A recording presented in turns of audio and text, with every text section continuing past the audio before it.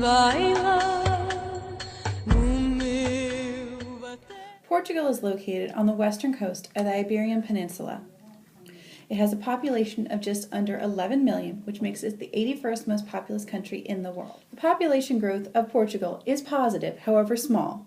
It currently has a population growth of about 0.15% a year, and the life expectancy at birth is 78.85 years.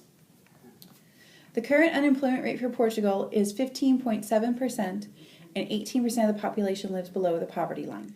The majority of Portugal's population is of homogeneous Mediterranean descent, although they do have about 100,000 citizens of African descent who arrived after decolonization, as well as some Eastern Europeans that have been moving in since the 1990s and the fall of the Soviet Union. With a population well over 10 million and a literacy rate over 95%, Portugal represents a strong potential market for investors looking to bring companies overseas.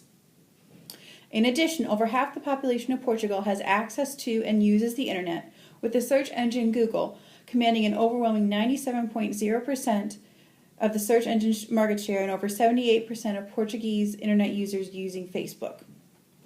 Cultural sensitivity is the key to successful marketing in Portugal. Any confusion with or lumping together with Spain is perceived as highly insulting. If a second language besides Portuguese must be printed on a product or advertisement, it should be English or French, never Spanish. Any advertisements or product strategies must also respect the formal hierarchical nature of Portuguese society and culture, as well as the dedication to community and family. In Portugal, the education system can begin when a child is 3 years old. This is their preschool. It's not mandatory. Mandatory schooling begins when a child turns 6. They're required to enroll in what Portugal calls their basic education. It covers children ages 6 to 15. It's made up of 3 different cycles. The first cycle lasts 4 years, and it provides their general education with one single teacher. The second cycle lasts 2 years, and the third cycle will last 3 years. And both of these cycles are taught by one teacher per subject area. After the basic education is the secondary education, which is an additional 3 years of school. And the secondary education is really meant for individuals who want to continue their studies or enter the labor market. And higher education in Portugal consists of universities and polytechnics. Undergraduate programs typically last 3 years, and their master's programs are 1 to 2 years. The official language of Portugal is Portuguese. There are actually 10 different dialects of Portuguese that are spoken in the country. And Portuguese is also the official language of several other countries like Brazil and Angola. An interesting fact, it is mandatory for children to learn a foreign language in their second cycle of their basic education. Their options are English, French, German, or Spanish. Some kids begin during their first cycle, but it's typically the second cycle when they are exposed to their first foreign language. And then again in their third cycle, they have to choose another foreign language to study. So by the time they're done with their basic education, these children have been exposed to 2 different foreign languages. Investigating the risk associated with operating a corporation in a foreign country is crucial. According to the Ease of Doing Business Index, Portugal was last measured at a score of 31 in 2013. This score takes into account the country's government regulations that could help or hamper the ability of a company to perform well. Another interesting report was the Business Confidence Index, commonly referred to as BCI. The BCI is an indicator to measure the degree of optimism on the state of the economy that current business owners are expressing throughout investing and spending activities. According to Trading Economics, Portugal's current BCI is a score of negative 0.30. This score has continued to improve over the past years, which shows that the economy might be headed in the right direction.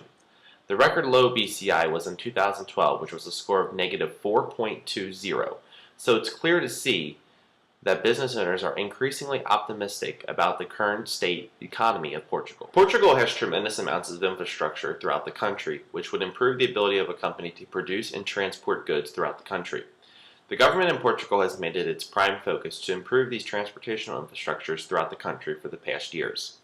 Many of Portugal's high-quality infrastructures include highways, railways, waterways, and airports. According to OECD, Portugal is in the top 3 European countries for the longest motorway per capita.